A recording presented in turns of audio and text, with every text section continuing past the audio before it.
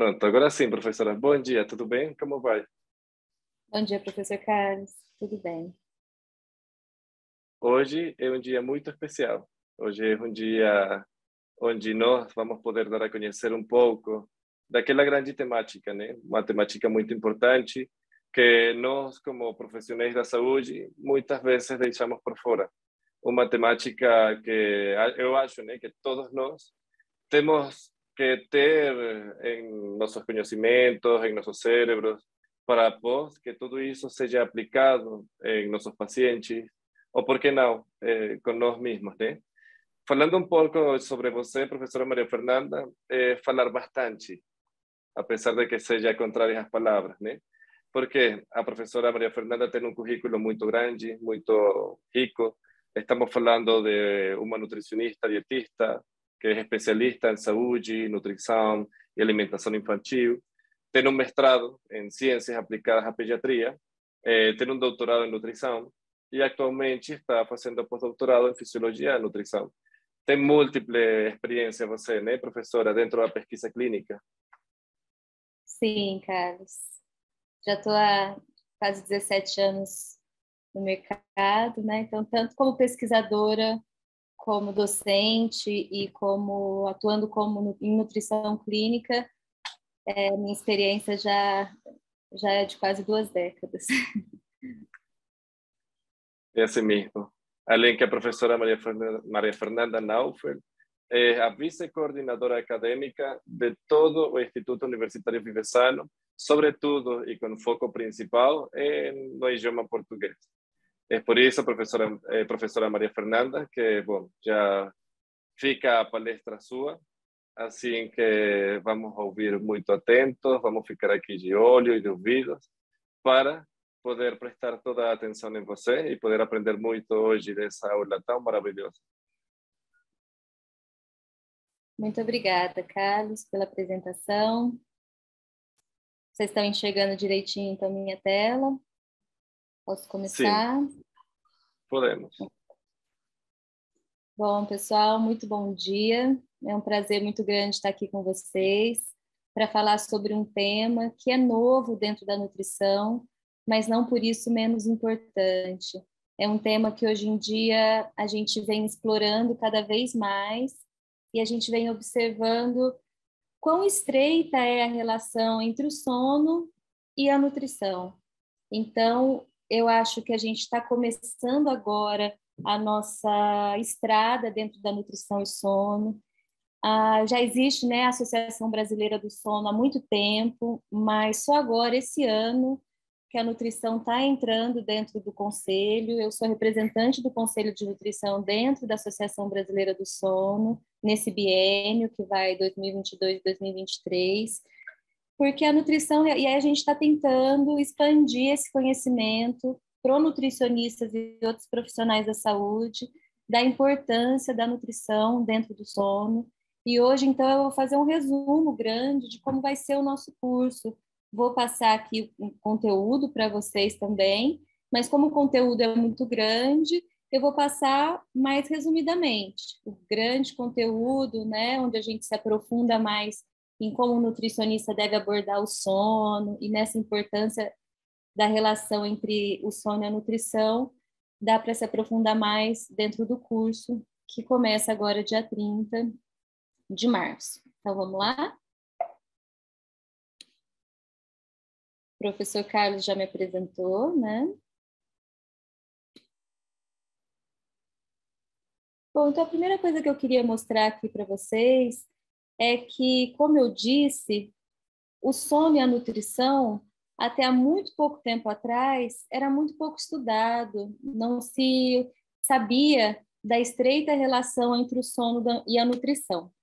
A partir do momento que a gente começou a estudar o sono, que faz mais ou menos uns 10 anos, eu comecei a estudar o sono em 2014, lá na Unifesp, no Instituto do Sono, tendo a doutora Helena Rachu como minha co-orientadora, em 2014, mas um pouquinho antes já se começou a perceber a estreita relação entre o sono e a nutrição. Então, eu fiz essa pesquisa para mostrar para vocês, né, dentro do PubMed, que é um grande site de revistas científicas, para mostrar como hoje vem crescendo as pesquisas e o conhecimento dentro da nutrição e o sono, já que cada vez mais a gente percebe que essa relação é bastante estreita.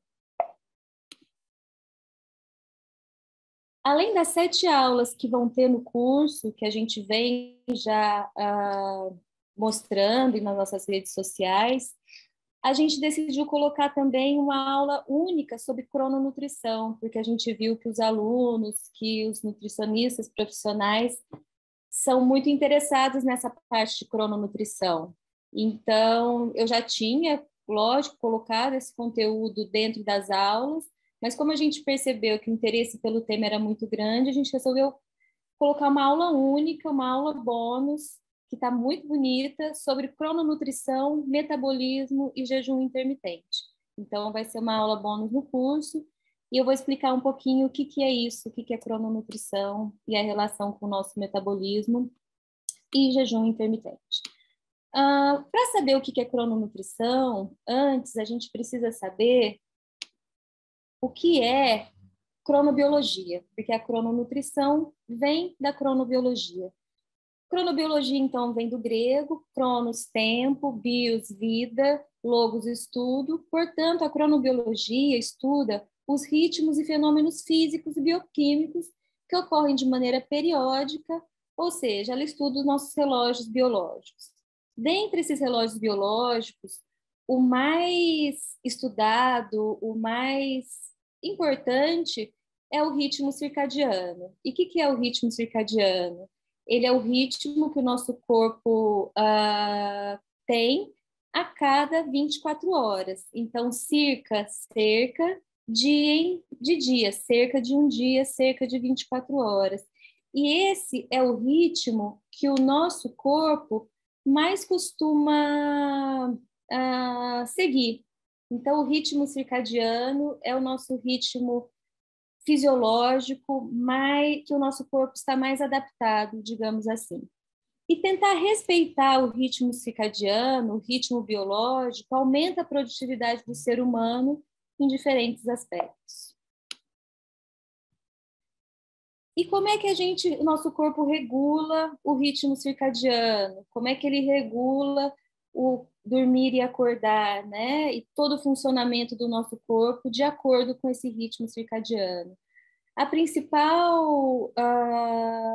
O principal, quem realmente regula o nosso relógio biológico é o nosso núcleo supraquiasmático, que fica no nosso cérebro, né? Então, é uma ativação central. Como é que o núcleo supraquiasmático funciona? Como é que ele é ativado? Pela luz. Então, pela iluminação, o dia bate, né? A iluminação bate na nossa retina, consequentemente ativa o núcleo supraquiasmático, que vai então mostrar para o nosso organismo todo que está começando um novo dia, que é hora de despertar, a gente começa a sentir um pouco mais de fome, o sono diminui, tá? Então, é o núcleo supraquiasmático, que é o nosso relógio biológico central. E existem também os relógios biológicos periféricos, que depois no curso a gente vai aprender mais. Então, ele é o nosso relógio. E tem também a glândula pineal. O que é a glândula pineal? Também fica a nível central no nosso cérebro. É ela quem produz a melatonina, que é o hormônio do sono, que é o hormônio que induz ao sono. Então, o que acontece? Quando está noite, quando está escuro, a retina, então, leva essa informação de não luz para o nosso cérebro, que vai fazer com que a glândula pineal produza a melatonina, e essa melatonina, além de estimular o sono, ela também vai inibir, né? Uma das maneiras dela estimular o sono é inibindo a ação do núcleo supraquiasmático. Então, portanto, por meio da luz, do claro, do escuro, que o nosso relógio biológico funciona por meio do núcleo supraquiasmático e da glândula pineal. Por isso a importância, quando o paciente, por exemplo, tem muita dificuldade de acordar cedo, a gente fala, acorda e abre a janela, olha para a luz, porque isso vai estimular o núcleo supraquiasmático, o aumento do cortisol, que vai ajudar a pessoa a acordar. E à noite, o contrário. Então, hoje em dia, a gente fica muito na frente de telas, computador, celular, até muito tarde. Isso acaba inibindo a produção da melatonina, porque a gente não tem o escuro para estimular a produção de melatonina, tá? Então, a importância de evitar telas durante a noite, para a gente, então, regular o nosso relógio biológico e dormir quando está escuro e acordar bem quando o dia clarear. Então, o núcleo supraquiasmático e a glândula pineal são os dois principais que regulam o nosso ritmo circadiano, o nosso ciclo do sono, do claro e do escuro. E aqui, o ritmo circadiano, ele vai influenciar diversas funções bioquímicas, fisiológicas no nosso organismo. Entre elas, o controle das funções endócrinas. Então, dependendo da hora do dia, os hormônios são produzidos, caem na circulação em maior concentração.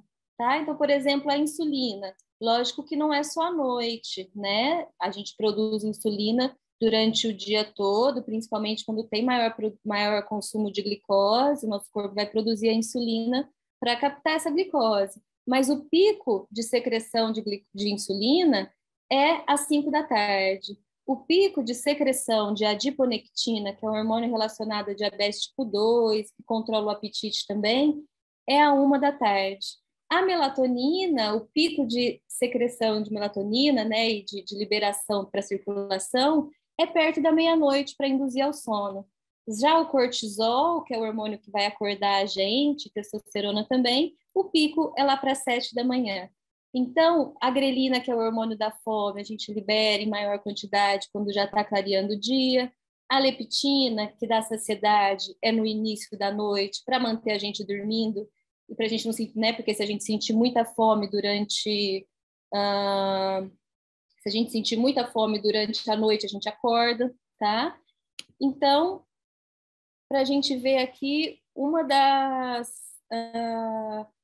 partes fisiológicas que seguem um ritmo circadiano são os fatores endócrinos, que a gente vai ver também em bem maior profundidade dentro do nosso curso.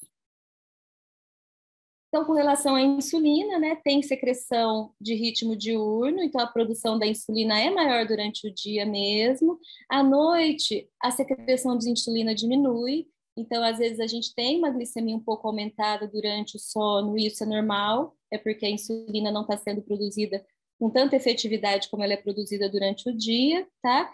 E o nadir, que é o ponto mais baixo de produção de insulina, ocorre lá pelas 4 horas da manhã.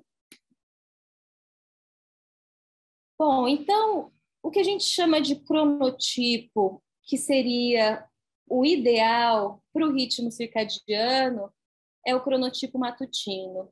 O que é o cronotipo? É a adaptação de cada organismo ao ritmo circadiano.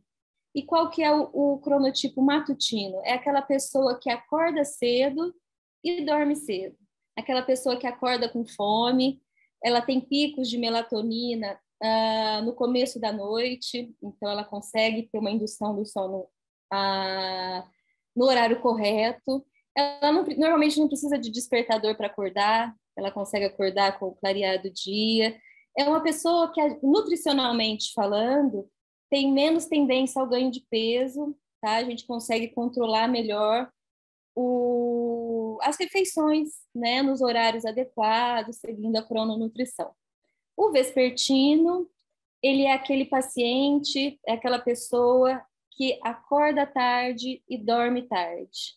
É aquela pessoa que acorda sem fome, que tem muitas vezes picos de melatonina só depois das 5 da manhã, então a indução do sono é mais tarde.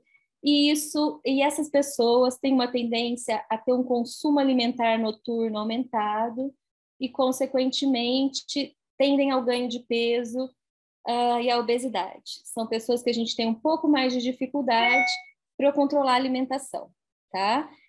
Então, assim, existem pacientes que trabalham à noite, a gente fala que trabalha em turno.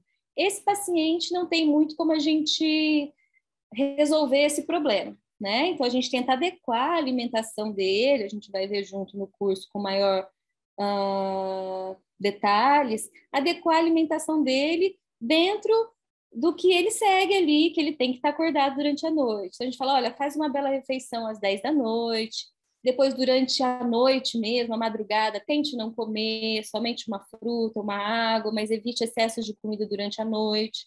E aí, de manhã cedinho, come bem. Nos dias que não estiver trabalhando, porque normalmente o trabalhador de turno trabalha 12 horas e descansa 36, tenta nesse dia que não está trabalhando regular o seu relógio biológico, tá? Mas aqueles pacientes vespertinos, a gente tem que tentar não se adequar muito como é que falo? Ao estilo deles de ser vespertino. A gente tem que tentar, devagarzinho, fazer com que ele entre no relógio biológico mais matutino. Por quê? Porque a nossa realidade é de trabalhar durante o dia. E esse paciente que dorme muito tarde, muitas vezes, não consegue depois ficar dormindo até as 10 da manhã. Então, ele vai dormir às 2, mas ele tem que acordar às 7 de qualquer jeito.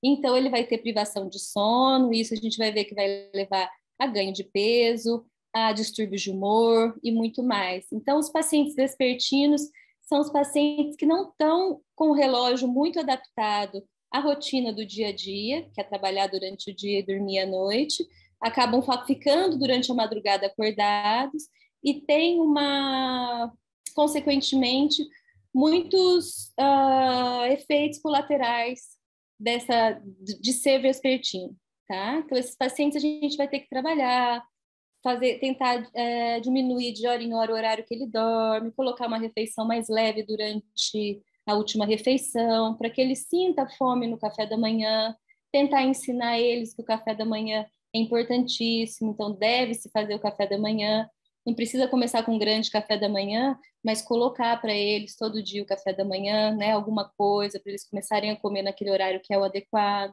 tá bom? E o intermediário é aquele cronotipo que acaba se adaptando melhor ao ambiente que ele vive. Então, se o paciente trabalha em turno, ele se adapta, e se também ele trabalha durante o dia, ele consegue dormir mais cedo, acordar mais cedo. É um cronotipo que está que é mais adaptável à situação do ambiente que ele vive, tá? Então, respeitar um cronotipo individual pode melhorar a qualidade do sono. Então, para aquele paciente que é vespertino e pode acordar mais tarde, aí a gente pode, então, adaptar a dieta e tudo mais para que ele durma mais tarde e acorde mais tarde. Mas sempre lembrando que, independente de ser matutino, vespertino ou intermediário, o café da manhã deve ser a principal refeição do dia, se a gente considerar a crononutrição, a parte da parte alimentar relacionada aos estudos do sono, né? Porque é durante o dia que a gente desperta o nosso relógio biológico e a alimentação também faz parte desse despertar do nosso relógio biológico, tanto central quanto periférico. Então, é importante ter uma rotina, independente do paciente ser matutino, vespertino, é importante ter horário para dormir e acordar, isso é importante para todo mundo. Para isso, é importante a gente saber, como nutricionista e profissionais da saúde, qual é o cronotipo do seu paciente. Seguir uma rotina, então, temporal. Selecionar tarefas mais difíceis para os horários de pico e as mais fáceis para quando estiver cansado. Então, para aquele paciente que é matutino, o ideal é fazer as tarefas mais difíceis durante o período da manhã. Já os vespertinos, deixar as tarefas mais difíceis para o período da tarde, por exemplo, tá? E a gente vai aprender também, principalmente no curso, com mais profundidade, sobre a higiene do sono, que são dicas básicas, simples e que ajudam muito a melhorar a qualidade de vida, tanto do paciente, como também melhorar a efetividade do nosso tratamento. Gente, eu acho que tem alguém aqui com o som ligado, tá? Pedir para desligar, que está aparecendo aqui a respiração. Obrigada. Bom, então, sabendo, entendendo o que é cronobiologia, o que é cronotipo, a gente vai depois entender o que é crononutrição, que une cronobiologia com a nutrição. Então, é a ciência que estuda os melhores horários para se alimentar, estuda as melhores refeições para cada horário, tá? E as necessidades nutricionais do organismo, porque as necessidades nutricionais do organismo são distintas no decorrer do dia. A nossa liberação hormonal, que a gente viu, e muitos outros fatores se alteram dependendo da hora do dia. Consequentemente, o que o nosso organismo precisa de nutrientes também se altera. Então, a crononutrição envolve não somente como o horário da alimentação e cronotipo podem afetar a saúde, o metabolismo e a nutrição, mas também como a nutrição, tanto a composição e quantidade, né, dos alimentos, podem afetar o nosso relógio biológico, o nosso relógio interno. Trouxe aqui um estudo para vocês. Eu acho que eu estou demorando demais, talvez a gente não vai conseguir chegar até o final, vou tentar ir um pouco mais rápido. Bom, um dos estudos que eu trouxe para vocês é sobre o jejum intermitente em que você não fica em jejum 24 horas. A gente vai ver mais no curso, porque o jejum de 24 horas não é muito recomendado dentro da crononutrição. Mas o jejum que você diminui o tempo que o paciente come durante o dia, isso sim é interessante. Então, esse estudo que é recente, de 2021 aqui, de agosto de 2021, o que ele mostrou? Que a alimentação restrita em tempo. Então, o paciente só podia comer das 10 da manhã às 6 da tarde, tá? O que mostrou? Que essa estratégia diminuiu dos pacientes o peso, a porcentagem de gordura corporal, a glicose sanguínea, a resistência à insulina, diminuiu o desarranjo da função das células betas, que são as células que liberam a insulina, diminuiu o desarranjo da oxidação dos ácidos graxos, diminuiu a gordura do fígado, a inflamação, diminuiu o estresse oxidativo. Bom, a gente vai trabalhar bem mais ele durante o curso, mas mostrando como é interessante a gente diminuir o tempo que o paciente come para o período em que tem luz, tá? Para o período em que a gente tem iluminação, então a glândula o núcleo supraquiasmático está funcionando bem, consequentemente o nosso organismo está mais adaptado para se alimentar. E isso vai ajudar muito. E o estudo conclui que a alimentação restrita em tempo deve ser prescrita em combinação com dieta saudável, atividade física e adequada qualidade e quantidade de sono. Claro que essa diminuição do tempo deve seguir também o relógio biológico de que a pessoa deve comer durante o dia. Não adianta ela comer só 6, 8 horas por dia e esses 6, 8 horas por dia sendo de madrugada. Isso não vai ser interessante para o organismo dela. Portanto, o que a gente vai ver nessa aula, né, o que a gente viu aqui, é que a aplicação da crononutrição vai auxiliar nos resultados da nossa intervenção, no resultado do nosso tratamento, que é importante saber qual o cronotipo do seu paciente para então orientar a dieta. Quando necessário e quando possível, é interessante a gente acertar o ritmo circadiano do paciente. Então, se ele não trabalhar em turno, é interessante a gente tentar melhorar o tempo de sono dele, fazer com que ele durma um pouco mais cedo e tudo mais. Higiene do sono, que a gente vai aprender bem durante o curso, deve fazer parte da nossa conduta sempre que necessário e vai ajudar no nosso tratamento. O café da manhã é a refeição mais importante do dia, segundo a crononutrição, os estudos de crononutrição. E se for realizar alimentação com restrição de tempo, o jejum deve ser no período noturno. A fase que o paciente come deve ser durante o dia. Bom, agora eu vou falar um pouquinho da nossa primeira aula do curso, que é sobre fisiologia e fisiopatologia do sono. Porque antes de saber abordar o sono, de saber tratar nutricionalmente o paciente, levando em consideração o sono, a gente precisa entender o que é sono, o que é um sono normal, tá? Então, o nosso dia é dividido em duas grandes fases. A vigília, que é quando a gente está acordado, que é caracterizada pelo eletroencefalograma por ondas de amplitude baixa e frequência elevada, e o sono, que é uma condição fisiológica com atividade cerebral natural e periódica, caracterizada por modificação do estado de consciência, redução de sensibilidade aos estímulos ambientais. Então, a pessoa não está sem sensibilidade aos estímulos, se tiver um barulho muito alto, alguma coisa, ela vai acordar, mas ela tem uma redução da sensibilidade durante o sono. E o nosso sono, ele é dividido em duas grandes fases: o sono REM e o sono não REM. O sono não REM é dividido em três fases. Estágios. Estágio N1, que é um sono superficial, que é a divisa entre o sono e a vigília. Então, é quando você está passando do acordado para o dormindo, tá? Então, está começando a relaxar. O sono N2 é o sono que começa a ter uma profundidade um pouco maior, mas, ao mesmo tempo, ele não é tão profundo como o N3. E é aqui que a gente tem o spindle e o complexo K, que são ondas cerebrais que vão ajudar, inclusive, o paciente a manter o sono e não despertar, tá? É difícil a gente explicar de uma aula assim curta, mas é mais ou menos isso. O N3 é o sono mais profundo, é o sono que a gente mais relaxa, e as ondas nesse sono são ondas lentas, de baixa frequência e alta amplitude, relacionado a funções metabólicas, como a produção do hormônio de crescimento. Então, por exemplo, paciente que tem muita apneia, ele, quando chega no N3, num sono mais profundo, aí colaba, né?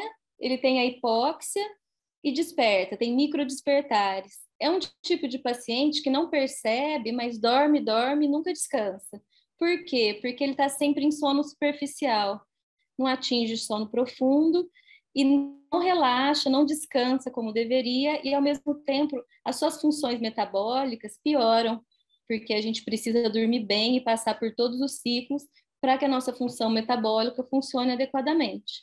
Então, muitas vezes, paciente apneico não tratado não consegue emagrecer, porque o sono, a privação de sono, sono de curta duração, a gente vai ver que leva ao ganho de peso, tá? E, por fim, o sono REM, que é também chamado de sono paradoxal, porque ao mesmo tempo que é um sono profundo e o paciente está com a musculatura toda relaxada, que ele está sonhando, nas ondas do eletroencefalograma é parecido com a vigília, o cérebro está em intensa atividade. Então, é um sono também, o sono REM.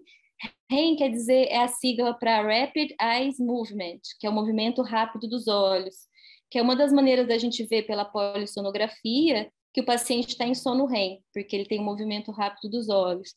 E é nesse estágio do sono que a gente sonha e que também que se consolida a memória. Então, aqui no eletroencefalograma, que a gente vê pela polissonografia, pelo eletroencefalograma, que é um dos exames que a gente tem pela polissonografia, a gente consegue ver em que estágio do sono o paciente está. Então, acordado, quando a frequência é alta e a amplitude diminuída, está entrando em estágio N1, a amplitude começa a aumentar um pouquinho e a frequência diminui, mas ainda parecido com a vigília. O estágio N2 é caracterizado, então, pelo espíndolo e pelo complexo K. O estágio N3 é onde as ondas têm menor frequência e grandes amplitudes, onde tem as ondas delta, que é a onda mais relaxante. E o REM, então, que ao mesmo tempo que o paciente está em sono profundo, ele está com uma atividade cerebral parecida com a vigília, por isso também chamado de sono paradoxal. E quanto que é o tempo de sono considerado adequado? O ideal para a grande maioria das pessoas é de 7 a 8 horas. Tem pessoas que são curto dormidores ou longo dormidores que precisam, por exemplo, de 9 horas, mas é a minoria. Grande parte da população adulta precisa de 7 a 8 horas de sono para se ter um sono reparador e ter qualidade de vida. Nessa aula, a gente também vai discutir um pouquinho sobre os principais distúrbios do sono. Eles são mais de 80, né, os distúrbios do sono já classificados pela classificação internacional, mas os principais incluem principalmente a apneia obstrutiva do sono e insônia, além disso, distúrbios de ritmo circadiano, hipersonia, síndrome das pernas inquietas, que tem tudo a ver com a nutrição. Grande parte, ou todos os pacientes com síndrome das pernas inquietas, têm deficiência do metabolismo do ferro. Então, tem tudo a ver com a nutrição e tratando a deficiência de ferro, a gente melhora o quadro. E parassonias, a gente não vai entrar aqui em cada uma delas, mas esses são os principais distúrbios do sono. E pensando que mais de 50% da população tem distúrbio do sono, metade dos pacientes que você vai atender em consultório ou mais, provavelmente vai apresentar algum distúrbio desse que está influenciando no ganho de peso, na alteração de humor, nas escolhas muitas vezes erradas, em horários errados pelos alimentos. Portanto, essa aula vai mostrar para a gente que o sono é vital, que sono em quantidade e qualidade suficiente é fundamental para a qualidade de vida, que mais de 50% da população adulta apresenta algum distúrbio do sono, ou seja, praticamente metade dos pacientes que irá atender terão qualidade do sono prejudicada. É importante compreender quais são as principais fases do sono REM, sono não REM, e qual a importância de cada fase, tá? Para a gente conseguir abordar o sono de uma forma correta e ajudar o nosso paciente a melhorar a qualidade do sono e a qualidade de vida. E é importante entender também sobre os distúrbios do sono, para que o nosso atendimento seja completo. E assim, todo mundo dorme. Então, saber do sono do paciente não é só para pacientes que podem falar para a gente que tem algum distúrbio do sono, né? É importante a gente abordar na nossa anamnese sobre o sono em todos os nossos pacientes. E aí a gente vai se aprofundar mais ou não nesse assunto se a gente perceber que esse paciente tem algum distúrbio. Caso contrário, não. Mas tão importante quanto perguntar da atividade física, dos horários da alimentação, é perguntar sobre o sono do nosso paciente para ter uma efetividade no nosso tratamento. Então, a nossa segunda aula, a gente vai mostrar a importância da anamnese, a importância de se tratar do sono, de abordar o sono dentro da nossa anamnese. Tá? Então, por que devemos abordar o sono em nossa anamnese? Como devemos abordar esse conteúdo em nosso atendimento? Existem questionários do sono que, se a gente, na nossa anamnese, perceber que o paciente realmente tem uma dificuldade, a gente pode aplicar o questionário, ou se não, mandar depois por e-mail, por WhatsApp, pedir para o paciente responder, para a gente ter uma noção melhor de como está a qualidade do sono, tá? E os exames diagnósticos de sono, que é importante também a gente saber. Lógico que não é o nutricionista, e sim o médico do sono quem vai dar o diagnóstico, mas a gente tem que saber ler uma polissonografia, entender ali como é que está o sono do nosso paciente, né? E se por meio da anamnese a gente percebe que provavelmente esse paciente tem uma apneia, a gente fala, olha, você tem que procurar um médico do sono, você tem que fazer uma polissonografia, porque se você tiver apneia e não tratar, a gente também não vai ter uma efetividade muito grande aqui no nosso tratamento, porque a apneia obstrutiva do sono, ela faz com que o sono fique muito fragmentado, que altere os hormônios da homeostase energética. Então, não tratar a apneia dificulta o tratamento nutricional, tá? Então, a gente não faz o diagnóstico, mas a gente pode ajudar o paciente, se ele ainda não foi diagnosticado, a procurar a pessoa adequada, o médico adequado, e fazer o diagnóstico. A gente vai melhorar muito a vida desse paciente. Então, a importância da anamnese, né? Algumas coisas que eu pergunto dentro da minha anamnese para avaliar o sono. Então, já fez uma polissonografia? Usa ou já usou CPAP? CPAP é aquele aparelho para quem tem apneia. Se já fez polissonografia ou se usa CPAP, provavelmente já é um paciente que tem distúrbio do sono. Que horas você se deita? Quanto tempo demora para pegar no sono? Se demorar mais do que 30 minutos, que a gente fala que a latência para o sono for maior que 30, o paciente já está demorando mais do que o que é considerado normal. Desperta durante a noite, levanta para fazer xixi, quantas vezes? Se levantar para fazer xixi muitas vezes, ele está com um sono muito fragmentado. Que horas levanta da cama? Então, se deita 1 da manhã e acorda 5, acorda 6, ele está com privação de sono, ele está dormindo menos do que o recomendado, que é de 7 a 8 horas. Acha que dorme no total quantas horas? Ronca. Alguém já viu você parar de respirar durante o sono? Se alguém já viu parar de respirar, o paciente pode ter uma apneia e às vezes grave. Se sente muito cansado durante o dia, se sente com muito sono durante o dia, queixas de memória, às vezes é porque o paciente não está atingindo o sono profundo ou sono REM, né?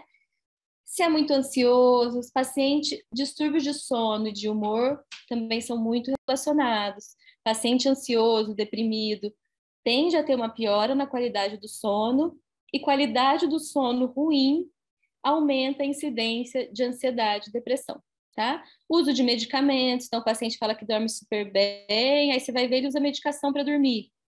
Já viu que tem algum erro ali, tá? Houve alguma mudança na sua rotina, né? Algum acontecimento diferente? Ah, eu tô dormindo agora na casa da minha mãe, me separei da minha esposa. Talvez seja por isso que mudou toda a qualidade do sono, tá?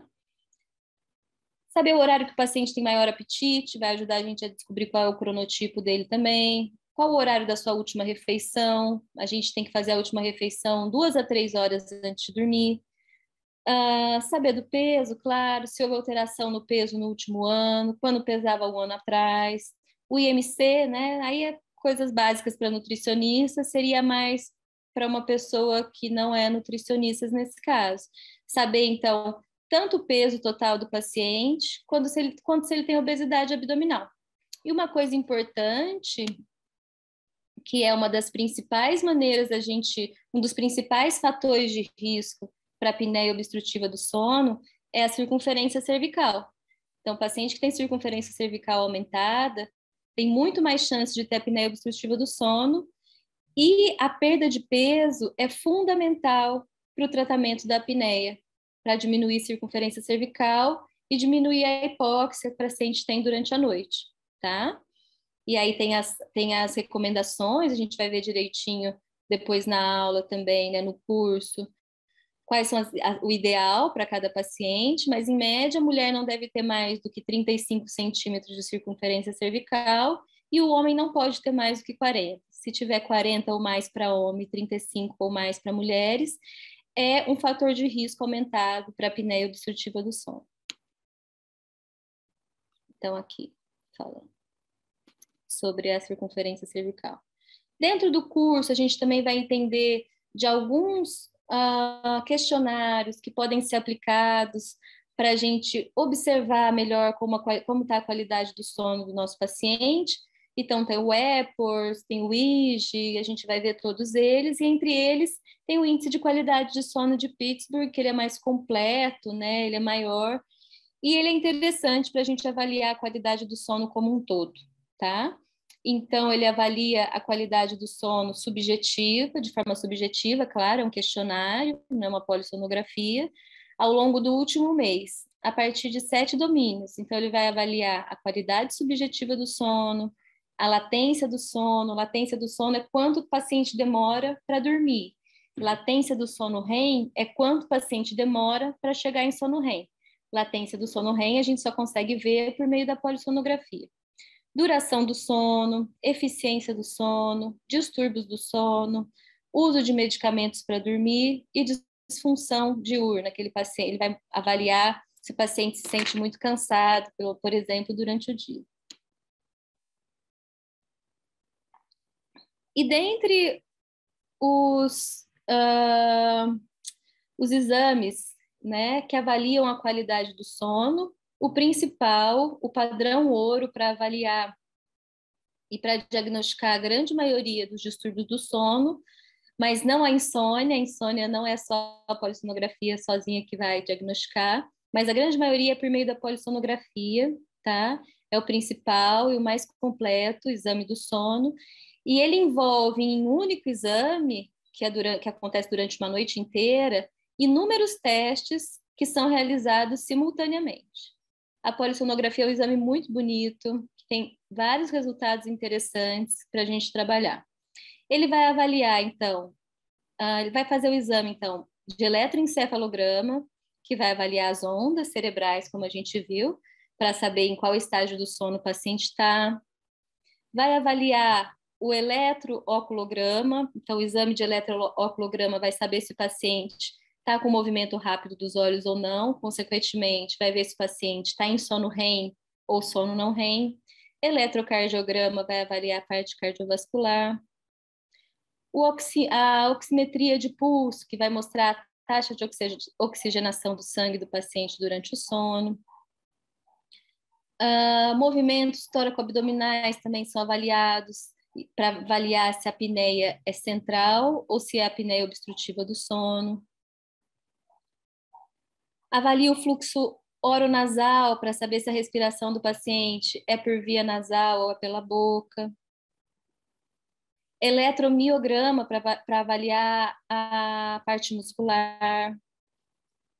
E, além disso, tem uma câmera filmando o paciente o tempo todo para ver síndrome das pernas inquietas, terror noturno. Então, é múltiplos exames dentro de um só, e esse vai ser o resultado que a gente vai ter depois de um exame de polissonografia. Além do exame de polissonografia, tem também o teste de múltiplas latências do sono, não vou me aprofundar muito aqui, mas a gente precisa do teste de múltiplas latências do sono para saber, principalmente distúrbios do sono relacionado à sonolência excessiva diurna, como é o caso da narcolepsia.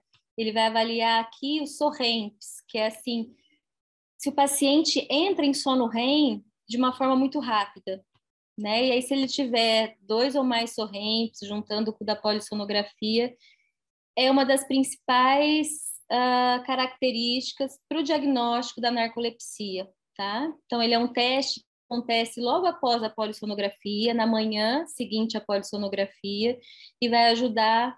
Então, a gente coloca o paciente para dormir durante 20 minutos, depois deixa ele acordado, depois coloca de novo, para avaliar, então, o diagnóstico de distúrbios do sono mais graves, como a narcolepsia. Tem a actigrafia, que é o relógio. Ele é interessante porque ele dá para avaliar não só uma noite, né, cheia de aparelhos, mas para avaliar a rotina do sono do paciente em até 14 dias. Mas ele não consegue distinguir algumas coisas. Então, ele tem os prós e os contras. Os contras, assim, se o paciente está deitado assistindo televisão, ele não consegue ver direito se ele está dormindo ou acordado, entendeu? Mas ele é interessante, sim, e deve ser feito junto com o diário do sono, para a gente distinguir o momento que o paciente está deitado, mas não está dormindo, por exemplo. E essa, então, é a nossa aula 2 do curso, que a gente vai avaliar, então, a importância da anamnese, como abordar o sono na nossa anamnese, e vai aprender também como avaliar, como ler de forma adequada os exames relacionados ao sono, como a polissonografia. Depois vem a aula 3, que é sobre as doenças crônicas não transmissíveis e o sono.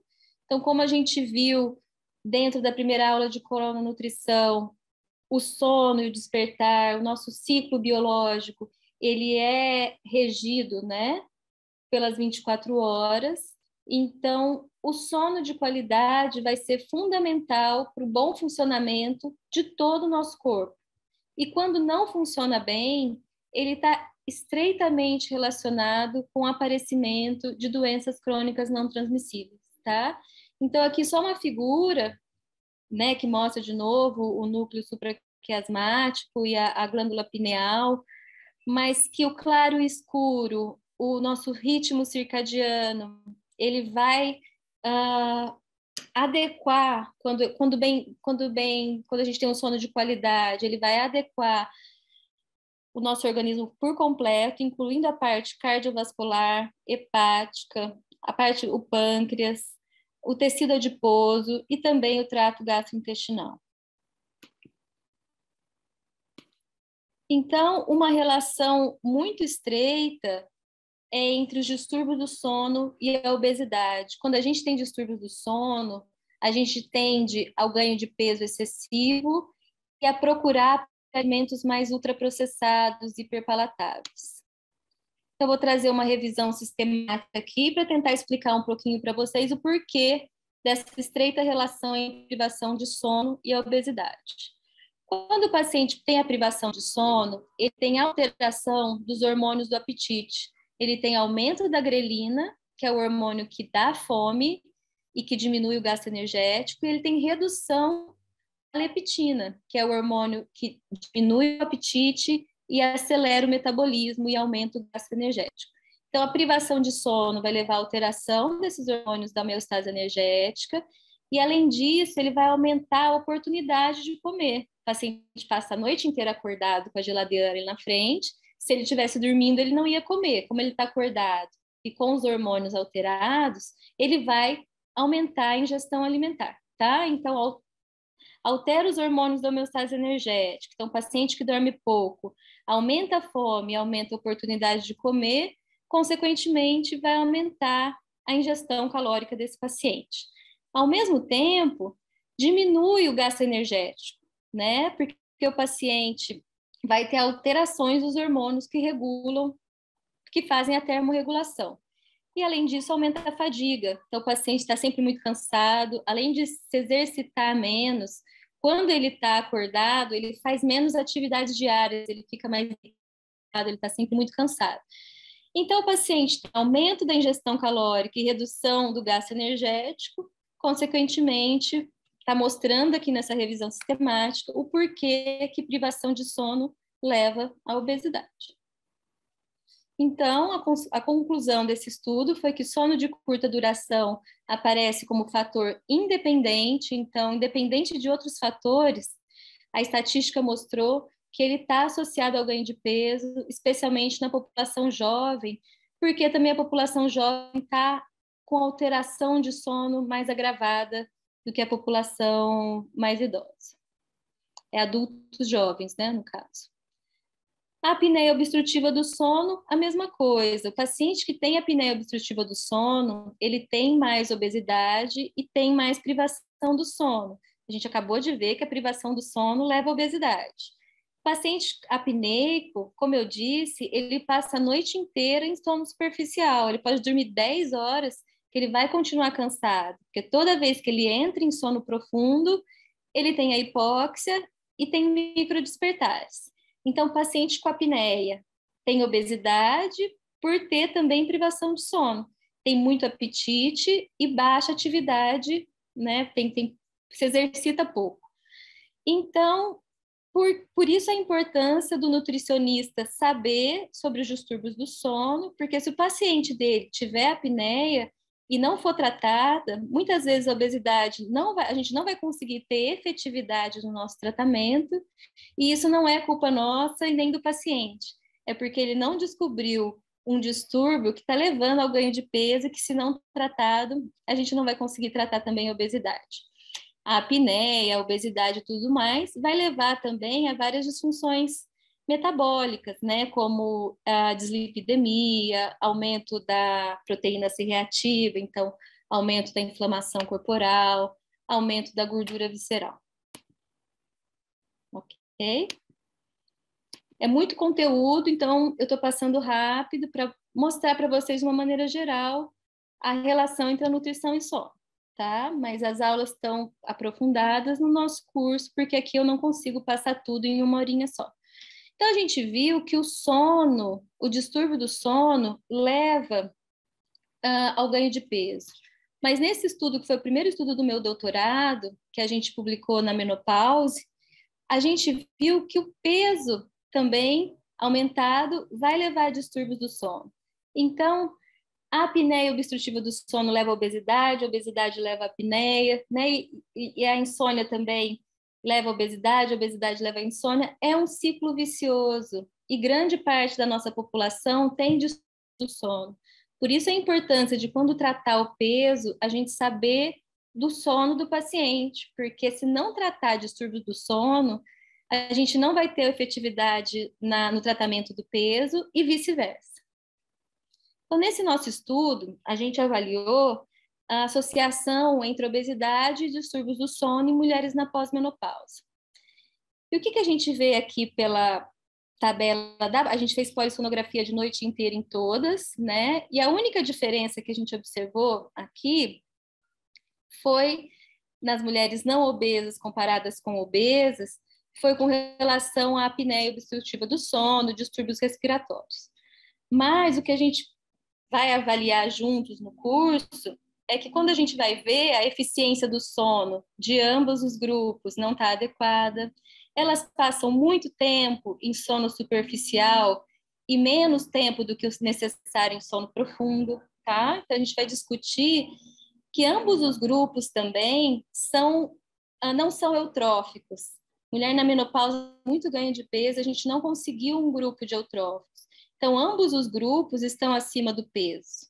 E ambos os grupos têm qualidade do sono, eficiência do sono abaixo do ideal, tá? Aí a gente fez nesse estudo uma análise mais específica, que é a regressão linear múltipla, uma análise estatística, e viu que é principalmente o peso total e o peso abdominal que pioram a qualidade do sono. E a conclusão, então, desse estudo foi que o IMC aumentado e a obesidade abdominal, a obesidade central, se associam aos distúrbios do sono, diminuindo o sono profundo, diminuindo a eficiência do sono e elevando o risco de apneia obstrutiva do sono em até 60%. A obesidade aumenta a chance de se ter apneia em até 60%. A gente vê a importância do controle de peso para a melhora do quadro do paciente que tem apneia. Portanto, é importante monitorar o ganho de peso e evitar a obesidade quando se trata pacientes com distúrbio do sono.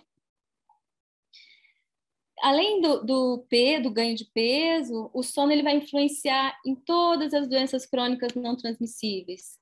Então, o paciente que dorme pouco ou paciente que dorme muito tem maior chance de ter diabetes tipo 2, até porque eles ganham mais peso, consequentemente tem maior resistência à insulina, né? E aqui, nessa dica do Consulado Americano de Diabetes, do Conselho Americano de Diabetes, desculpa, eles dão umas cartilhas, né? Então, eles mostram que 33% dos diabéticos apresentam distúrbios do sono, como noctúria, síndrome das pernas inquietas, etc. Quanto mais grave o distúrbio do sono, mais difícil o controle e mais grave tende a ser a diabetes. Diabéticos têm risco aumentado para a apneia obstrutiva do sono. E privação parcial do sono leva ao aumento da resistência à insulina, tá? Então, a gente vai discutir de uma forma mais ampla no nosso curso da estreita relação entre a privação do sono, o sono de qualidade ruim e a piora da resistência à insulina, o aumento da inflamação, consequentemente, o aumento da tendência do paciente a vir a ter diabetes tipo 2. Também vamos ver no curso que o sono piora as doenças cardiovasculares, a chance, né, aumenta a incidência de doenças cardiovasculares, principalmente a apneia. A apneia ela faz uma pressão negativa no paciente, que aumenta muito o risco de doenças cardiovasculares. E os estudos mostram também que o AVC, o acidente vascular cerebral, 70% dos pacientes que têm AVC têm apneia, muitas vezes não tratada. Não que todos os pacientes que têm apneia vão ter AVC, mas grande parte dos pacientes que tiveram AVC tinham apneia, ou seja, a influência da apneia não tratada para a piora de quadros cardiovasculares e também de acidente vascular cerebral. Tem também a parte que a gente vai falar um pouco da relação do sono com o câncer, tá? Então, nessa aula, a gente viu que o sono em quantidade e ou qualidade inadequados apresentam estreita relação com o aparecimento e piora de quadro de doenças crônicas não transmissíveis. Portanto, nunca deixe de avaliar o sono do seu paciente ao tratar doenças crônicas não transmissíveis. Nossa aula 4, que é a aula mais prática, né? O que fazer nutricionalmente falando com o paciente que tem distúrbio do sono, que é a terapia nutricional para o sono. Eu trouxe só algumas observações, tá? Mas essa é a aula que eu acho mais, que é a mais prática, né? Que a gente vai mais usar no nosso dia a dia como condutas. Então, o que eu trouxe aqui foi esse estudo de 2020, que ele foi muito divulgado, apareceu muito na mídia internacional, nacional. Eu, inclusive, dei uma entrevista para a revista Saúde sobre esse tema, sobre esse artigo. E o que é interessante, né? Primeiro que ele tem um N gigantesco, né? Mais de 50 mil mulheres participaram e eles dividiram essas mulheres em 5 grupos, de acordo com a qualidade do carboidrato que elas consumiam. Então, a gente vai aprender também mais no nosso curso. o carboidrato de baixo índice glicêmico, que é de melhor qualidade. Essas daqui consumiam alimentos de carboidrato de baixo a médio índice glicêmico. Aqui vai aumentando um pouquinho também, mais para médio índice glicêmico. Aqui, médio índice glicêmico para alto. E aqui, carboidratos de alto índice glicêmico, tá? Então, fizeram eles fragmentaram as mulheres, né? 10.000 mulheres em cada grupo, fragmentaram muito bem, dividiram, e de acordo com a qualidade do carboidrato que elas consumiam, sendo que o grupo 1 era o que consumia carboidrato de melhor qualidade, aqui vai piorando um pouquinho, o grupo 5, o grupo que consumia carboidrato de pior qualidade, de alto índice glicêmico e de alta carga glicêmica também. E o que eles observaram? Que foi bem significante, né, a estatística, que quanto pior o carboidrato que você consome, maiores as chances de se ter insônia, tá? Mostrando, então, a importância da qualidade da dieta em quadros de distúrbio do sono, como a insônia, que junto com a apneia são os distúrbios do sono mais encontrados na sociedade, mais frequentes. Então, essa foi a entrevista que eu dei para a revista Saúde, mostrando... não, aqui é outra coisa. Essa foi outra entrevista para a revista Saúde. Mas essa também eu dei uma, que está lá no nosso curso. Portanto, a qualidade do carboidrato, se ele é de baixo, médio ou alto índice glicêmico, e a carga glicêmica influencia o paciente a ter insônia ou não. No curso a gente vai ver o porquê também. Por alteração na microbiota intestinal, por aumento da inflamação. Muitos fatores vão fazer com que alimentos de alto índice glicêmico influenciem na piora da qualidade do sono e aumentam a incidência de insônia, tá? Vamos aprender também o que é carboidrato de baixo, médio e alto índice glicêmico e saber como abordar, então, isso na dieta do paciente e melhorar quadros de distúrbio do sono, melhorando a qualidade dos carboidratos que eles consomem. A gente vai ver no curso também, que aqui não dá tempo de eu mostrar tudo, a parte das proteínas, né? Quais são os aminoácidos que são responsáveis pela produção de serotonina, melatonina e que, consequentemente, ajudam na melhora do sono. Quais são as gorduras boas e as gorduras que influenciam de forma negativa no sono, tá? E outra coisa que a gente vai ver, que agora está aqui, que foi um artigo que a gente publicou, uma revisão, e que também a mídia se interessou, que existem alimentos que são fonte de melatonina, e não só de origem animal. Existem alimentos de fonte de origem vegetal, que também têm grande concentração de melatonina. E o que a gente viu nessa nossa revisão? Que esses alimentos, eles conseguem aumentar os níveis de melatonina na nossa circulação e melhorar a qualidade do sono. Então, existem alimentos fontes de melatonina, existem alimentos que não são fontes de melatonina, como a camomila, mas que é relaxante.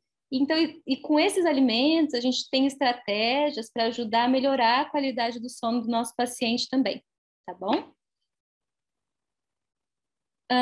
Outra coisa importante é a nossa microbiota intestinal, que ela vem sendo também cada vez mais estudada, e ela tem influência direta na nossa imunidade, na boa digestão dos alimentos, na síntese de vitaminas e também na produção de neurotransmissores. Então, é ali na nossa microbiota que mais de 90% da nossa serotonina é produzida. E é por meio da serotonina que a gente produz a melatonina, né? Então, a serotonina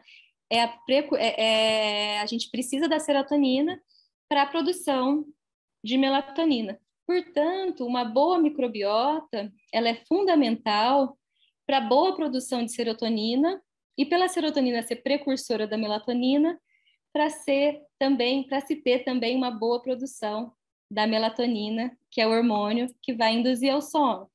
Tem muitos outros fatores, né? Então, assim, a microbiota saudável diminui a inflamação, e só isso já auxilia também na melhora de quadros de insônia, de distúrbios de humor. Então, tem uma relação muito interessante entre a qualidade do sono e a microbiota, tá? É na microbiota também que se produz muito neurotransmissor GABA, que é o neurotransmissor que ajuda a relaxar, tá? Então, também é outro assunto interessante que a gente vai ver. E aqui mostra psicobióticos. O que é psicobióticos? São probióticos próprios para melhora do humor, mas, por melhorar o humor, eles também acabam melhorando o sono. Primeiro que o humor tem uma estreita relação com o sono, né? Como a gente já falou. Segundo, porque como é que eles melhoram o humor? Melhorando a produção de serotonina e de GABA, e também diminuindo a inflamação e diminuindo, portanto, a inflamação não só na circulação, mas também a nível central, pela barreira cérebro-sangue, tá? Então, por meio de diminuição de inflamação e aumento de neurotransmissores, esses psicobióticos que melhoram o humor acabam melhorando também o sono, tá? Então, psicobióticos são um tipo de probiótico que o paciente toma e que às vezes eu prescrevo para melhorar o humor e o sono. Mas, se a gente, pela alimentação, oferecer alimentos probióticos e prebióticos e melhorar, né, a flora intestinal do nosso paciente, isso por si só também tende a melhorar o humor e melhorar o sono, tá? Bom, gente, é muito conteúdo, então a gente já está terminando aqui a aula e eu vou passar mais rapidinho aqui para vocês. A nossa aula 5, ela vai falar sobre o sono e o desenvolvimento infantil. Então, dependendo da fase que seu paciente se encontra, a recomendação de sono diminui. Se ele é um bebê, ele pode dormir mais de metade do dia, mais da metade, 14 a 17 horas, até os 3 meses, até 1 aninho de idade, até 15 horas, é o recomendado, tá? A partir do momento que ele vai chegando na fase adulta, isso diminui e o idoso precisa o adulto idoso, né, mais velho, precisa de média 7 a 8 horas por dia. E os cochilos também são importantes e recomendados de acordo com a fase que o paciente está.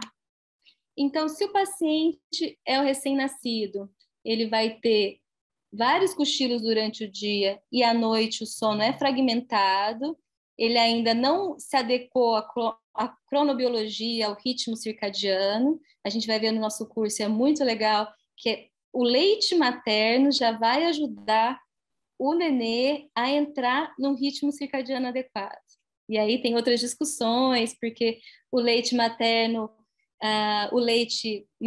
produzido pela manhã tem mais cortisol, e o leite produzido à noite tem mais melatonina. Então, quando a mãe armazenar leite, ela deve colocar os horários, tomar cuidado para não dar o leite da manhã à noite. E o leite materno vai ajudar o bebê a entrar no ritmo circadiano, tá? Na primeira infância, 2 cochilos pela manhã, durante o dia, são recomendados, e à noite a criança já deve dormir uma noite inteira. Quando a criança já é um pouco mais velha, no máximo 1 cochilo por dia, e o adolescente precisa, sim, de um maior tempo de sono, e a gente vai ver também que com os estudos, com muito que se exige do adolescente, eles têm dormido menos do que o necessário e vivem cansados. Então, a gente tem estratégias para melhorar o sono do adolescente. E segundo a Academia Americana de Pediatria, a incidência de distúrbios do sono na infância são altas, e quando o paciente tem algum distúrbio neurológico, essa prevalência sobe para até 75%, tá? Isso acaba piorando a qualidade de vida não só da criança, mas dos pais. Então, a gente, quando trabalha com criança, a gente tem que sempre avaliar o sono, e a gente vai mostrar maneiras de como avaliar o sono e como melhorar a qualidade do sono dessa criança. Então, quais são os sinais que mostram que o sono está insuficiente na criança, por exemplo? Quando ela demora muito para pegar no sono, ou seja, latência do sono inadequada, sono não consolidado e irregular, acorda muito durante a noite, dorme muito durante o dia, precisa de ajuda para conseguir acordar, tem muito sono durante o dia e tem controle comportamental e funcionamento cognitivo diminuídos também. E isso mostra que provavelmente essa criança está com sono insuficiente. Aqui alguns fatores que podem estar levando essa criança a ter distúrbios do sono, então alergias, cólicas, refluxos, ansiedade e depressão também, distúrbios psiquiátricos durante principalmente a adolescência, tá? E a gente vai também consolidar melhor essas informações no nosso curso intensivo. E a qualidade do sono infantil, ela é muito importante para o bom desenvolvimento da criança, não só cognitivo, para consolidar a memória, para aprender, mas também para o desenvolvimento estatural. Então, criança que dorme pouco, que tem privação de sono, que tem distúrbios do sono, tende a não desenvolver tanto quanto deveria, tá? E peso baixo a gente recupera. Agora, estatura que a criança perdeu, é muito difícil a gente depois conseguir recuperar. Mais um motivo da importância da gente avaliar o sono do nosso paciente pediátrico. E aí tem as dicas, essas dicas são de higiene do sono para a criança, né? Mas tem as dicas para os adultos também, e isso vai melhorar muito a qualidade do sono desses pacientes. A gente vai trabalhar direitinho, vou passar direitinho para vocês durante o curso. Nossa última aula é sobre as alterações hormonais, distúrbios do sono, distúrbios de humor e o sono.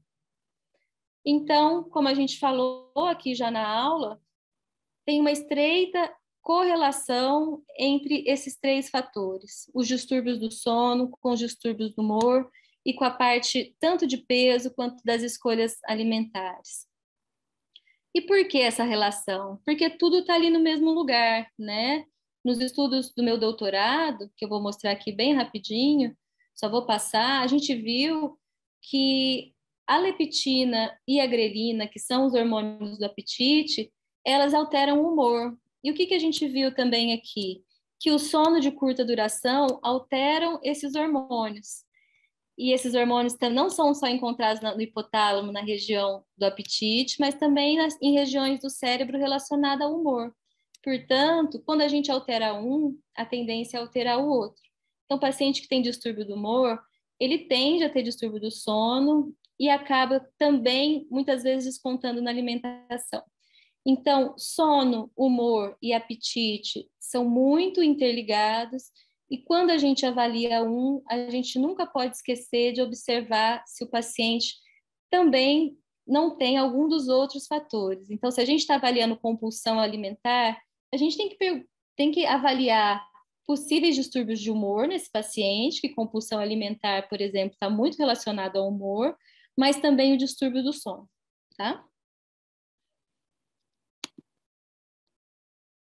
Então, esse também é um estudo dos professores lá da Unifesp, do Instituto do Sono, que são grandes mestres na área do sono no Brasil e no mundo, e mostram a relação do humor, do estresse, dos distúrbios de sono, e a gente vai trabalhar isso também em mais profundidade no curso, com as disfunções metabólicas. Então, tanto o estresse, que eles estão todos interligados, né? Estresse, distúrbios de humor, distúrbios de sono e distúrbios metabólicos como obesidade e diabetes.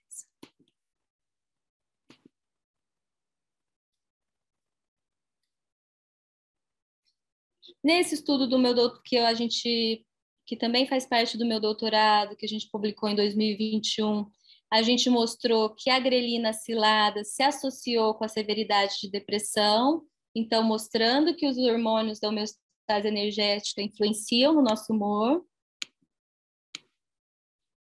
A conclusão foi que existe associação entre obesidade, ansiedade e depressão em mulheres na pós-menopausa, e a gente demonstrou pela primeira vez que os níveis de grelina aciladas com a depressão.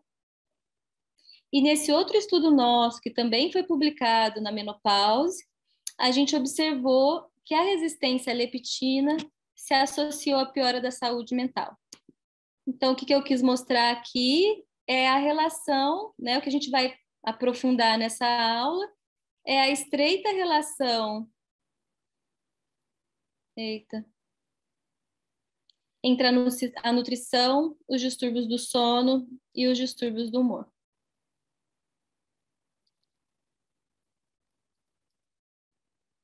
Então é isso, pessoal. Espero que vocês tenham gostado da aula. Desculpe um pouco da pressa, é que eu queria mostrar para vocês um pouquinho do conteúdo de cada uma das 7 aulas e da nossa aula bônus que vai ter durante o curso, tá? Mas como o conteúdo é muito grande, é difícil se atentar a tudo dentro de uma hora só. Mas espero que vocês tenham entendido e tenham gostado. Muito Agora vamos às obrigado. perguntas. Muito obrigado, professora Maria Fernanda. Tal qual como você estava falando, agora vamos para o período de perguntas e respostas. Assim que vocês tiverem perguntas, poderiam deixar ali no chat, no bate-papo. Mas, por enquanto, professora, eu tenho algumas perguntas com base à sua aula, né? A primeira foi porque você estava falando sobre a microbiota, né? Então, eu desejaria saber por que a microbiota saudável é importante para o sono. Tá. Como a gente viu lá na aula, Carlos, é na microbiota que grande parte dos neurotransmissores relacionados ao humor e o sono é, acontecem, né? Então, a nossa microbiota é responsável pela maior produção da serotonina e também pela maior produção, por grande parte da produção de GABA. A serotonina é um hormônio relacionado ao humor, né? E também ela é precursora da melatonina, que é o hormônio do sono. Então, a nossa microbiota saudável, ela vai ser fundamental para a boa produção de neurotransmissores que são relacionados não só ao humor, como ao sono. O GABA, ele é um neurotransmissor que ajuda no relaxamento, então ele é importante também para a hora do nosso sono. Além disso, quando a gente tem muita inflamação interna, isso também piora o nosso sono. E quando a nossa microbiota não está saudável, quando a gente tem uma disbiose, que a gente fala, a nossa barreira de proteção fica fragilizada e as citocinas pró-inflamatórias, elas tendem a entrar com mais facilidade na nossa circulação. Isso aumenta a inflamação interna e também piora o sono. Então, existem muitas estratégias nutricionais para a gente regular e melhorar a microbiota intestinal, e isso vai ser importante para muita coisa, inclusive para o sono. Obrigado, professora Maria Fernanda. Bom, eu tenho outra pergunta para você, acerca dos alimentos que sejam recomendáveis, né, ou sugeridos para o tratamento da insônia. Tá. Tem os alimentos que são recomendados e não recomendados. Então, por exemplo, uma dieta muito pesada, consumir carnes gordas, muita gordura à noite antes de dormir, isso não é recomendado, porque isso vai ser indigesto e a crononutrição mostra que o nosso metabolismo à noite não está preparado para receber alimentos tão calóricos, diferente da primeira refeição do dia, onde o organismo está mais preparado. Então, isso acaba sendo muito indigesto e leva à insônia. Além disso, a gente tem que evitar, por exemplo, alimentos, bebidas estimulantes, café, como é que fala? Que a gente toma Red Bull, como é que fala? Esqueci. Que estimulam o nosso corpo, que tem grande quantidade de cafeína, porque a cafeína fica no corpo por até 6 horas, energético, obrigada, Aline. E isso vai deixar o nosso corpo estimulado e dificulta o relaxamento. E aí tem os alimentos que são bons para a noite, então uma boa salada com algum grão, como grão de bico, ou seja, uma refeição leve, uma sopinha, coisas que são bem digeridas pelo organismo e que não exigem tanto do nosso trato gastrointestinal. Existem alimentos relaxantes, então um chá de camomila, um chá de erva cidreira, de maracujá, alimentos fontes de melatonina, como o kiwi, a cereja, são alimentos que ajudam a induzir o sono e são interessantes, então, para a melhora da insônia. Outra Obrigado, coisa é professora. consumir proteína em quantidade suficiente durante o dia todo para ter boa produção de serotonina e melatonina. Obrigado. Aproveitando que ainda temos alguns minutos, eu vou fazer outra pergunta. falam por aí, né, que o sono de qualidade ruim ajuda no ganho de peso. Isso é verdade? É mentira? Sim, sim, como a gente viu na aula, a privação de sono, sono de curta duração, uma das principais coisas que acontece são alterações muito expressivas dos hormônios da homeostase energética, da grelina, da leptina, mas também da insulina, de outros hormônios, né? Então, quando a gente não tem o nosso ritmo circadiano funcionando direitinho, dormindo o tempo suficiente, dormindo na hora certa, acordando na hora certa, a gente tem alterações desses hormônios, consequentemente, o organismo tende a ter mais fome, então a pessoa tem mais fome, e além disso, eles não são responsáveis só por aumentar ou diminuir o apetite, eles também, a leptina, ela acelera o nosso metabolismo e a grelina diminui o nosso metabolismo. Então, essa alteração nesses hormônios faz com que o gasto energético do nosso corpo fique diminuído. Então, a gente tem aumento do apetite, da ingestão alimentar e diminuição do gasto energético, e esse é um dos muitos fatores que vão fazer com que Obrigado. Bom, professora, eu queria falar uma coisa para as pessoas que estão aqui acompanhando a gente, né? E é que vamos oferecer um link especial para vocês, o qual eu estou aqui compartilhando no chat ou no bate-papo, onde vocês podem copiar e colar no site ou no computador, ou simplesmente fazer clique ali acima. E vocês vão ver o curso intensivo de nutrição e o sono por um preço muito especial. Esse link vai estar ativo apenas por 48 horas. Então, é só clicar, tem vagas limitadas também para o uso desse cupom de desconto. E, bom, eu deixo ali o convite para vocês, né? Professora, ainda temos mais alguns minutinhos. Eu posso fazer outra pergunta? Possivelmente uma última? Claro. Sim. Você falou acerca da parte de crononutrição, né? Então, eu queria fazer, primeiro, o que é o cronotipo? E segundo, saber se o cronotipo tem que ver, ou tem que estar muito relacionado, né, com a crononutrição. Sim.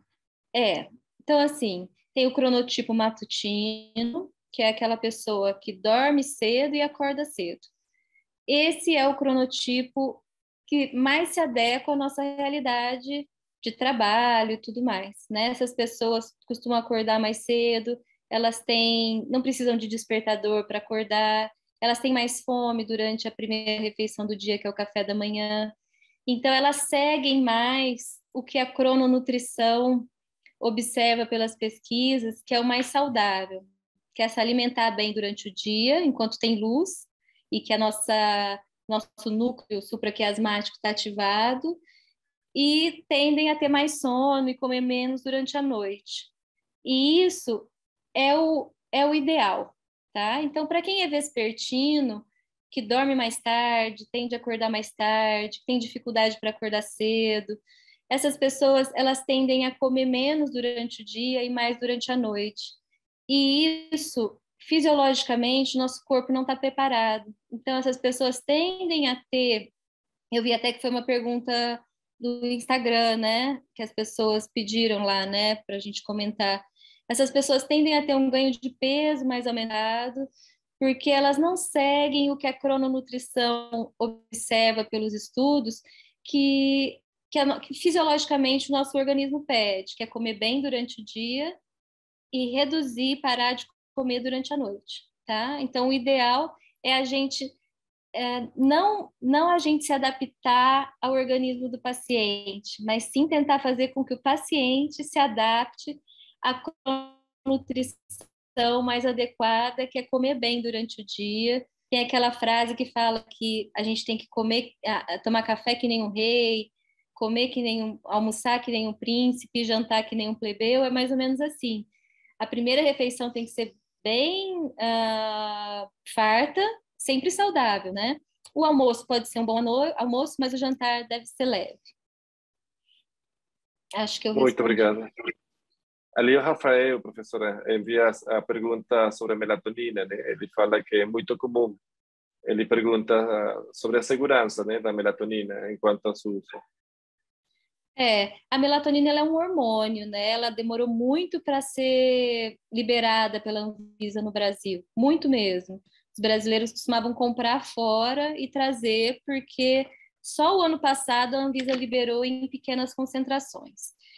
Ela, a gente tem a condição, Rafael, de produzir fisiologicamente a melatonina, ou se não por meio de alimentos, fontes de melatonina, e esse seria o ideal do que uma formulação medicamentosa, fonte de melatonina, né? Ela vai ajudar a induzir ao sono. A melatonina, a principal função dela é realmente regular o ritmo circadiano. Então, quando o médico prescreve melatonina, é para que pacientes vespertinos, que durmam muito, muito tarde, comecem a dormir mais cedo e entrem no ritmo circadiano adequado e tudo mais.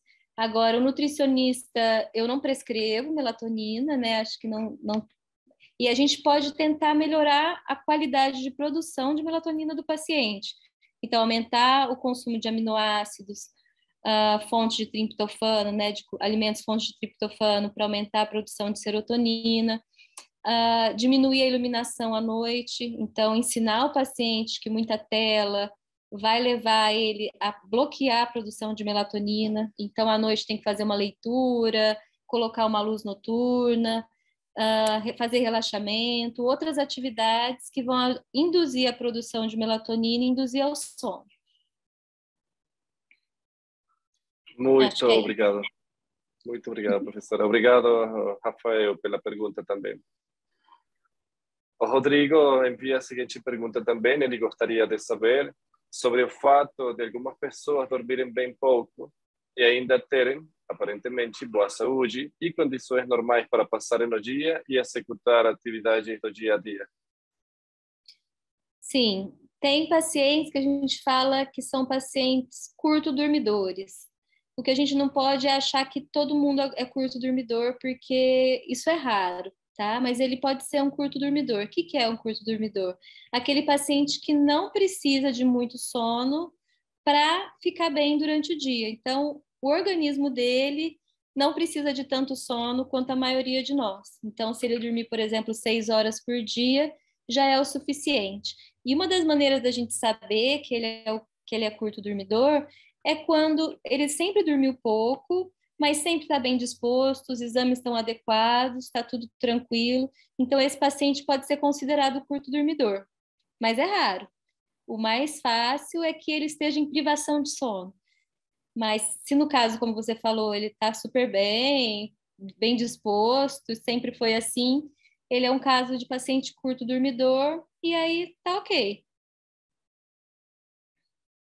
A Cris pergunta sobre isso mesmo, né? Ela pergunta assim, se tudo isso pode trazer problemas no decorrer do tempo. Se o paciente for um curto dormidor, não. Isso quer dizer que o organismo dele, acho que eu vi ali 4 horas, 4 horas, nem curto dormidor. A gente fala curto dormidor, mas 6 horas, assim. Menos do que isso, sim, começa a ser bastante prejudicial para a saúde do paciente.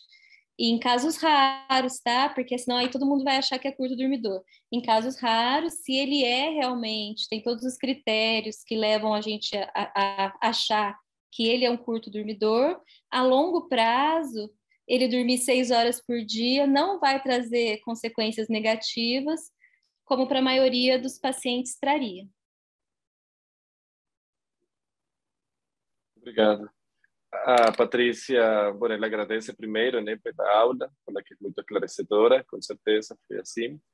Em relação ao exercício físico praticado após as 18 horas, será um problema isso? Sim, o exercício é fundamental para a qualidade de vida, assim como o sono, mas após as 18 horas, ele acaba deixando o paciente muito estimulado e prejudica a qualidade do sono.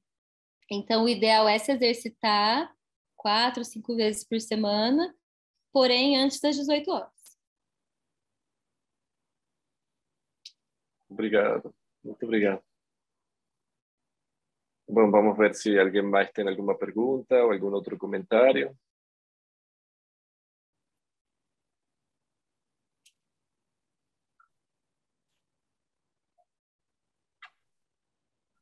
O Rodrigo, ele compartilha o seguinte, né? Fala, eu conheci uma enfermeira que trabalha em 3 locais e ainda estuda em modo IAD. Ela comentou que dorme poucas horas durante as paradas, entre uma atividade e outra. Acho que é um comentário, né? Mais que uma pergunta. Sim, são os famosos que a gente fala que são privados de sono. Então, enfermeiros, médicos e pessoas que trabalham na madrugada, principalmente, eles tendem a ter essa privação de sono. Isso, aí ela acaba, como tem muito sono, em um intervalo e outro, tentando reparar esse cansaço. Infelizmente, é a realidade deles, a gente tem que adequar a alimentação de acordo com a realidade deles, não tem muito o que se fazer, porque ela tem que trabalhar, mas isso é sim prejudicial para a saúde dela, e a longo prazo a tendência é ela ter consequências negativas, né? É isso aí, professora. É verdade. Às vezes temos que colocar as coisas em uma balança, né? Para saber o risco e o Sim, benefício sim, para tudo. para tudo, é verdade. Bom, professora, muito obrigado para você, Rodrigo, muito obrigado para todas e para todos que acompanharam a gente hoje nessa aula tão especial. Esperamos vocês Obrigada. não apenas hoje, esperamos vocês para todo o decorrer do Vive Sano dentro da do Brasil. Vive Sano chegou aqui no Brasil nesse ano, estamos começando as atividades nesse país. A Vive Sano já existe há 4 anos atrás em diferentes outros países. Temos chegado a mais de 30 países em 4 continentes diferentes. E, bom, hoje estamos trazendo educação de qualidade com acesso universal aqui no Brasil, porque a educação tem que sair muito mais além dos muros de uma universidade, né, professora? Com certeza.